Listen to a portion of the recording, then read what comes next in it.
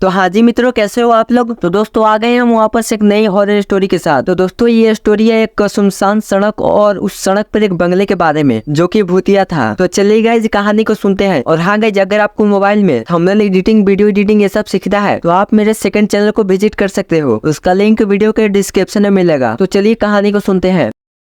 काली रात थी और बारिश जोरों से हो रही थी। अजय अपनी कार से एक सुनसान सड़क पे जा रहा था। रास्ते में उसकी कार अचानक बंद हो गई। उसने कार को दोबारा स्टार्ट करने की कोशिश की लेकिन कुछ नहीं हुआ। बारिश के बीच वह कार से बाहर निकला और चारों तरफ नजर दौड़ाई तो एक पुरानी हवेली दिखाई दी। उसने सोचा कि वहां जाकर मदद मांग सकता है। अजय ने हवेली के पास पहुंचकर दरवाजा खटखटाया। दरवाजा धीरे से खुला और एक बुढ़ा आदमी बाहर आया। बुढ़े आदमी ने कहा, आओ अंदर, यहाँ रात बिताने के लिए जगह है। अजय अंदर चला गया लेकिन उसे हवेली के अंदर कुछ अजीब सा महसूस हुआ। दीवारों पर पुरानी पेंटिंग थी जिसमें कुछ अजीब आकृतियां बनी हुई थी। हवेली के हर कोने से ठंडी हवा आ रही थी और कहीं से भी किसी इंसान की आवाज नहीं आ रही थी। बुढ़े आदमी ने उसे कमरे में ठहरने को कहा। अजय कमरे में गया और दरवाजा बंद कर लिया। जैसे ही वह बिस्तर पर लेटने की कोशिश कर रहा था उसने सुना कि कोई धीरे धीरे उसके कमरे की ओर आ रहा है। अजय का दिल तेजी से धड़कने लगा।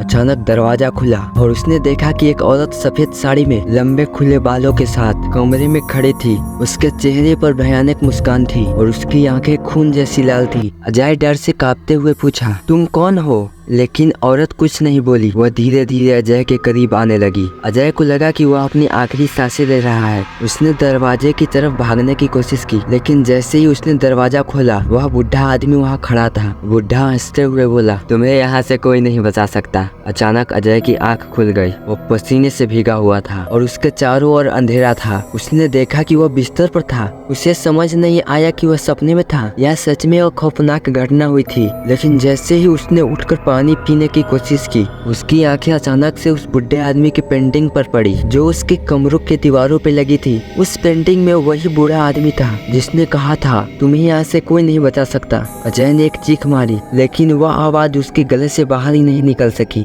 हवेली के अंदर की खामोशी उसे पूरी तरह से निगल लिया। अजय का दिल जोरों से धड़क रहा था। उसने पेंटिंग की तरफ फिर से देखा लेकिन अब वो पेंटिंग अपनी जगह पे नहीं थी। उसकी जगह दीवार पर खून के धब्बे दिख रहे थे। डर से कांपते हुए अजय ने कमरे से बाहर निकलने का फैसला किया। वह धीरे धीरे कमरे से बाहर निकला और हवेली के गलियारे में चलने लगा। हर कदम पर उसे महसूस हो रहा था कि कोई उसे देख रहा है। हवेली के अंदर का सन्नाटा और भी घना होता जा रहा था। चारों ओर अंधेरा था और सिर्फ बिजली की चमक से गलियारा कभी कभी रोशन हो रहा था। जैसे ही वो मुख्य दरवाजे के पास पहुंचा दरवाजा अचानक जोर से बंद हो गया। अजय ने दरवाजा खोलने की कोशिश की लेकिन वह नहीं खुला। वह घबराकर इधर उधर देखने लगा। तभी उसे महसूस हुआ कि कोई उसके पीछे खड़ा है। उसने मुड़कर देखा तो उसकी रूह कांप गई। वह सफेद साड़ी में लिपटी औरत उसके सामने खड़ी थी। इस बार उसके हाथ में खून से सना हुआ चाकू था। अजय ने चीखने की कोशिश की लेकिन उसकी आवाज जैसे कहीं गुम हो गई थी। औरत ने धीरे धीरे अपना हाथ उठाया और चाकू उसकी तरफ बढ़ाया। अजय ने भागने की कोशिश की लेकिन उसके पैर जैसे जकड़ गए थे। वह हिल भी नहीं पा रहा था। तभी एक और चीख हवेली के भीतर गूंज उठी। वह चीख बहुत ही भयानक थी, जैसे कि किसी की जान ली जा रही हो। अजय ने अपने कान बंद कर लिए लेकिन वह चीख लगातार गूंज रही थी। उसका सिर भारी हो गया